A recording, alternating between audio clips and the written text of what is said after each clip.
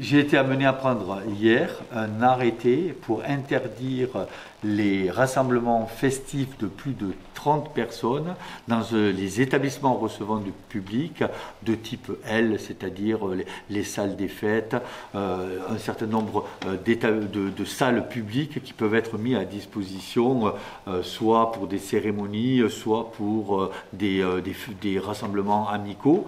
L'idée, c'est effectivement de casser des chaînes de contamination sur des événements qui rassembleraient plus de 30 personnes et qui ne seraient pas encadrés avec un responsable clairement identifié. Dans l'établissement hospitalier de Chambéry, on dénombre aujourd'hui 22 personnes hospitalisées au cours des dernières semaines, dont 8 en réanimation. Ce nombre est absolument soutenable pour les équipes dédiées au traitement de l'épidémie dans les centres hospitaliers. C'est actuellement sous contrôle. En revanche, une augmentation forte et surtout rapide pourrait amener, comme c'est le cas dans d'autres régions, dans d'autres grands centres hospitaliers, à décaler, pourquoi pas, un certain nombre d'opérations prévues pour faire face à un afflux. Mais pour l'instant, je le dis bien, ce n'est pas le cas. 24 dont 8, c'est absorbable par le système de soins savoyard. C'est un constat qui a été fait au plus haut niveau, en recroisant des informations sur plusieurs grandes villes où on a eu une explosion du nombre de cas de personnes contaminées, avec notamment une prévalence des cas contaminés, alors pas forcément avec des gens malades, mais parmi la population des 10-30 ans. Donc, comme cette strate de la population était moins concernée avant, il est plus aujourd'hui, et que c'est une strate de la population par définition qui a plus tendance à aller vers des loisirs et des activités récréatives, festives, il a été décidé de mettre cette jauge dans tous les départements en zone d'alerte pour, je dis bien, ce type d'événement qui se passe dans des établissements recevant le public.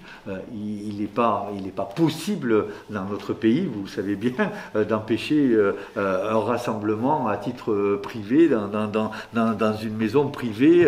Mais en revanche, on peut avoir à la main et on doit avoir à la main sur tous les établissements recevant du public qui pourraient être prêtés, loués pour ce type de manifestation. Alors si on reprécise bien, une association qui a un but convivial dans un village X ou Y de la Savoie peut faire son assemblée générale avec 50 personnes dans cette salle des fêtes. La réponse est oui. La réponse est oui. En revanche, si elle veut organiser un thé dansant à l'issue puisque pendant l'Assemblée Générale dont vous parlez, les gens seront assis, normalement ça sera organisé et il y aura une distance entre les chaises et entre ceux qui parlent et ceux qui écoutent. En revanche, si l'idée c'est après de transformer l'Assemblée Générale en thé dansant de 18h à 20h avec des gens qui s'adonnent à cette activité, là la réponse est non. Même si c'est une association qui présente ça. Bien sûr. L'Assemblée Générale, il n'y a pas de problème. En revanche, la partie festive pour plus de 30 personnes, c'est sur les motifs que les autorisations vont être prévues. Exactement. J'aurais une autre question qui est peut-être un peu anticipée, c'est sur les stations de ski. Vous êtes déjà en train de réfléchir à un protocole avec les responsables des stations de ski ? Oui, je sors d'ailleurs d'une réunion préparatoire, une réunion que j'aurai au mois d'octobre avec les responsables, pas des stations de ski, mais plus largement de tous les professionnels de la montagne, puisqu'il y a des spécificités, vous le savez, il y a des spécificités liées au mode de transport dans les stations de montagne, les remontées mécaniques, il y a des spécificités liées à l'après-ski, notamment un certain nombre, puisqu'on était dans le festif, de manifestations qui se passent à partir de 15h, 16h jusqu'au début de soirée d'un certain nombre de stations. Il y a des spécificités à prendre en compte pour les centres de vacances, en espérant qu'ils vont tous réouvrir et trouver des classes de neige. Il y a avec les loueurs de ski, vous savez très bien qu'il y a un gros afflux chaque semaine, lorsque c'est les semaines de vacances, chez les loueurs de ski. Donc comment vont s'organiser ces différents professionnels pour donner le maximum de garanties à leurs clients, usagers, et en même temps à l'administration, leur sérieux, mais j'ai pas trop de doute là-dessus. C'est leur intérêt, c'est notre intérêt, donc j'ai pas trop de doute pour qu'on converge. L'idée, c'est que on fasse. Ils ont déjà fait un bon travail, notamment un travail à travers un document qui est utilisé à des fins, j'allais dire, de démarchage pour les tours opérateurs, etc. C'est un bon travail qui a été fait par France Montagne, enfin par un certain nombre d'organismes qui ont bien recensé les différents points sensibles.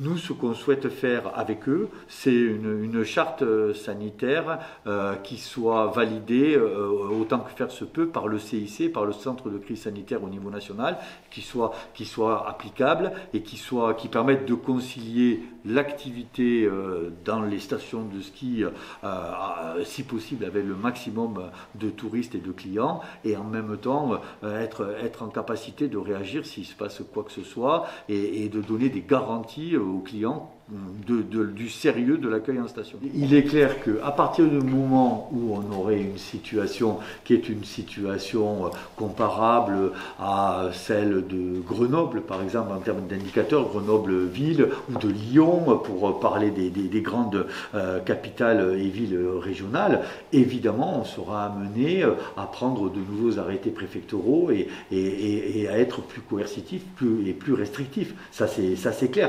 Mais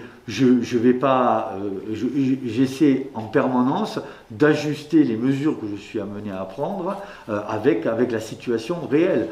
Aujourd'hui, il y a un nombre de consultations SOS médecins, de consultations aux urgences, c'est pas une explosion, ça augmente régulièrement, mais il n'y a pas d'explosion. Le nombre en réanimation, en hospitalisation non plus. J'ai pas de cluster, j'ai pas de personnes malades, enfin contaminées positives dans les EHPAD, notamment pour cette population fragile. Donc je ne vais pas d'ores et déjà prendre des mesures que vous avez raison, que je pourrais prendre en plus, puisqu'on a une gamme qui va au-delà de ce que j'ai pris, mais je ne vais pas les prendre là, alors que la situation, pour l'instant, ne le commande pas. Mais je vous rassure, si les choses changent, ma position changera aussi.